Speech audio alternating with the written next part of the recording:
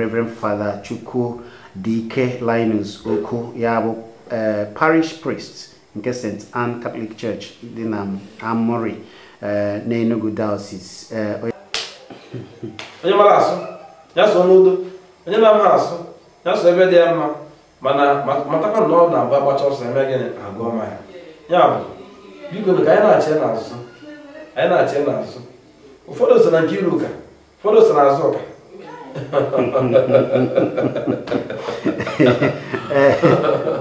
Mana ofu ihe mma bụ na ọkụ ka eji achọ ihe dị n'anya na mmiri.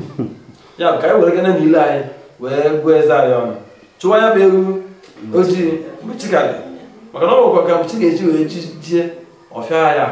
Na onye ọbụla maara ọnọdụ ndị Igbo n'obodo Naijiria taa.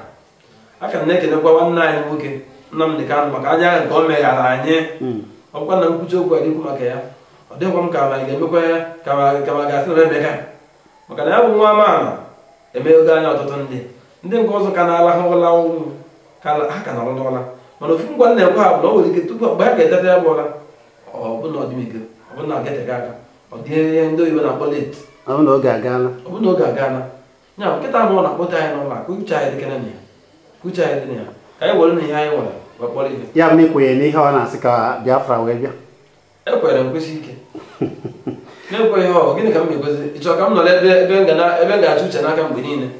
Nwere ihe jikọrọ onwe ihe jikọrọ ewu, atụrụ na agụ nwe ha.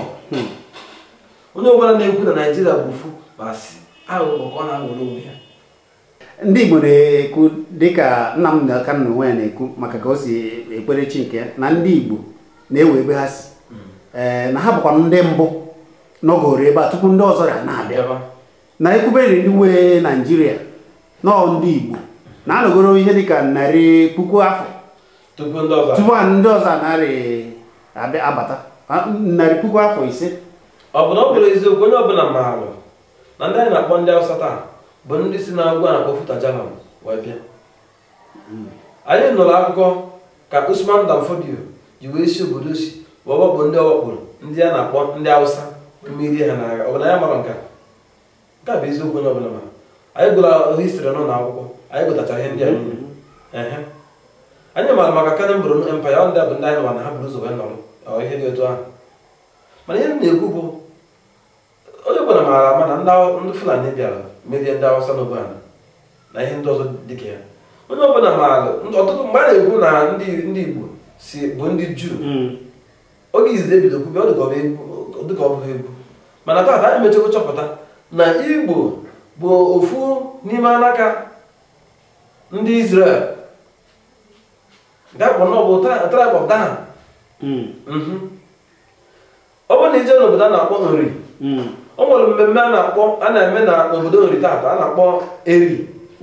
A na-emezi arọ niile na-eme ncheta nke ọbịbịa ndị nna nna anyị ochie si ya bụ mpaghara nke ndị Juu wee rute n'ala Igbo.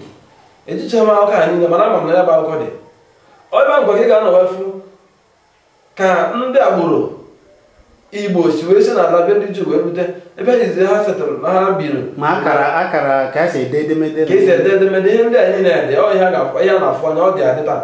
Mgbe echebe na ohi egwu, mana emecha eme nchọpụta ihe dị ka afọ gara aga a sị na a ga-eme nnene nyocha ka a maa ka anyị na ndị Juu nnene agbụrụ. Emechara tupu ahụ gara aga abịa na njedebe, emechara chọpụta sị na nke a bụ eziokwu. Ọtụtụ mmemme anyị na-eme taata ndị Juu anyị mana ha na-abịa kwado anyị na-ejekwa kwado ha n'ọtụtụ ụzọ dị iche iche.